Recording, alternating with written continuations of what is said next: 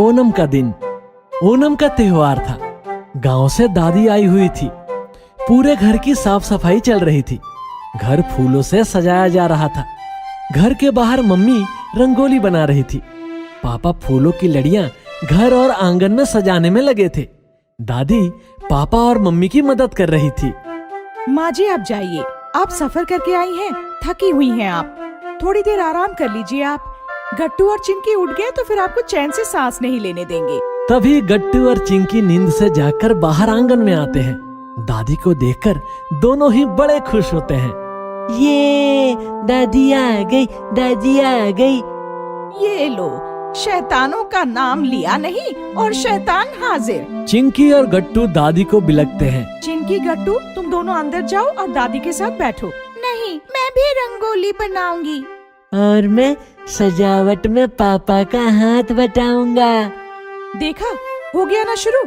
हाथ बटाने के बहाने आएंगे और सारा काम सत्यानाश कर देंगे। कोई जरूरत नहीं है, हम कर लेंगे। तुम दोनों अंदर जाओ। दादी आप समझाइए ना मम्मी को। तुम्हारी मम्मी ठीक कह रही है बेटा। चलो अंदर, मैं तुम्हें कहानी सुनाती हूँ। ओणम की कहानी? हाँ हाँ, ओणम की कहानी। ये दादी चिंकू और गट्टू के साथ अंदर आती हैं। बहुत साल पहले बलि नाम का एक राजा था। क्या वह भी बलशाली था? हाँ हाँ, बहुत बलशाली। तुम्हारे पापा से भी ज्यादा बलशाली था। वो अपनी प्रजा का बहुत ख्याल रखता था। उनकी हर जरूरतों को पूरा करता था। कहते हैं वो बहुत बड़ा दानशूर भी था। दानशूर मतलब कोई भी कुछ मांगे तो वो हंसते हंसते दे देता था। फिर वो क्या खाता था? वो भूखा ही रहता था। ऐसा क्यों? क्योंकि वो दानशूर जो ठहरा, किसी को खाली हाथ भेजना उसे बिल्कुल पसंद नहीं था। एक दिन वो अपनी प्रजा की सुख शांति के लिए बड़ा सा यज्ञ कर रहा था। फिर क्या हुआ दादी? वो यज्ञ करने लगा, तभी भगवान विष्णु ने सोचा कि राजा की परीक्षा ली जाए। ओ, एग्जाम? हाँ, एग्जाम।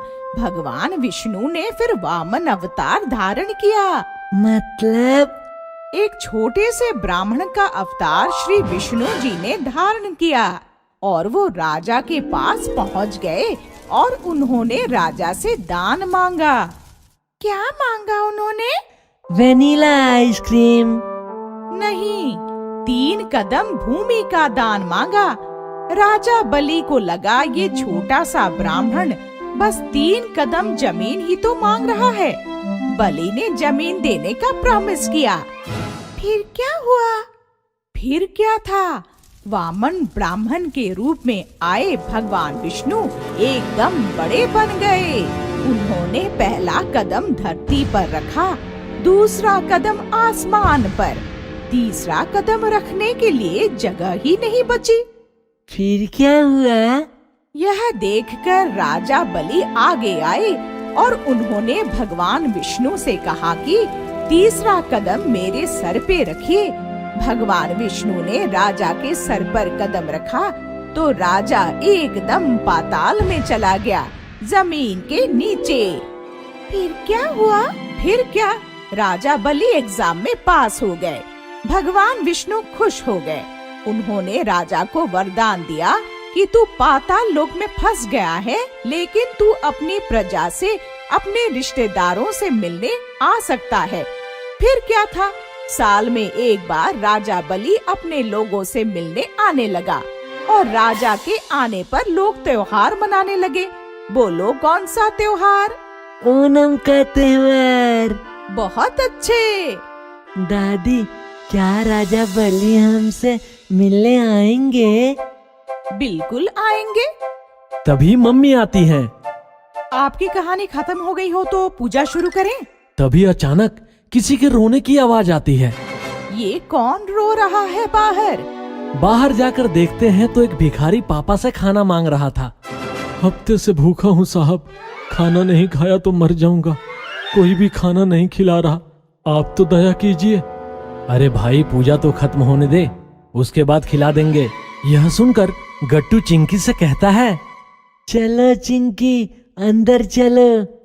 चिंकी और गट्टू अंदर जाकर खाना लाते हैं और भिखारी को दे देते हैं।